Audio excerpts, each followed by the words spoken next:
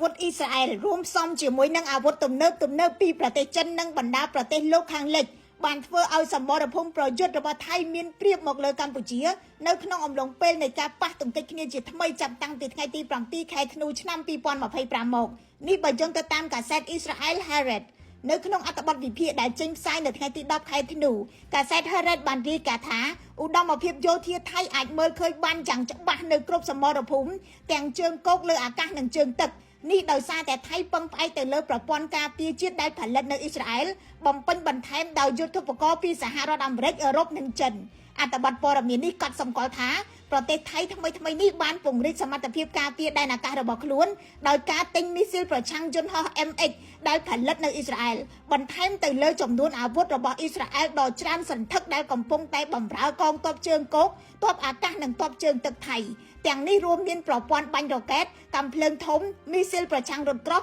និងអាវុធថ្មើរជើងរាប់សិបប្រភេទទៀតកាសែតនេះថាថៃមានព្រៀបខ្លាំងណាស់ទៅលើការវាយប្រហារតាមអាកាសគ្រប់គ្រងដោយយន្តហោះចម្បាំង F-16 របស់អាមេរិកនិង Gripen ផលិតនៅស៊ុយអែតយោងតាម Haaretz យន្តហោះទាំងនេះត្រូវបានបំពាក់ដោយប្រព័ន្ធកំណត់គោលដៅនិងប្រព័ន្ធនាំផ្លូវរបស់អ៊ីស្រាអែលដែលកម្ពុជាពិបាកទប់ទល់កាសែតអ៊ីស្រាអែលដដែលលើកឡើងថាថៃក៏បានប្រើ drone Hermes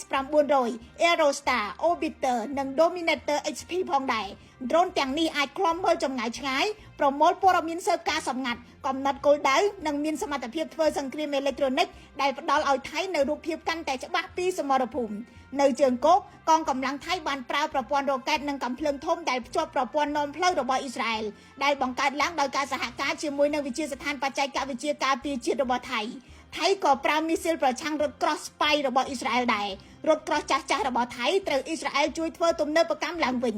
បើទោះបីជាប្រទេសចិនបានក្លាយជាដៃគូប្រកួតប្រជែងដ៏សំខាន់របស់អ៊ីស្រាអែលនៅក្នុងការផ្គត់ផ្គង់អាវុធដល់ប្រទេសថៃក៏ដោយកាសែត Haaretz សន្និដ្ឋានថាបច្ចេកវិទ្យាអាវុធរបស់អ៊ីស្រាអែលនៅតែមានព្រៀបជាងចិនខ្ញុំរស់សុធាពី News Today NTTV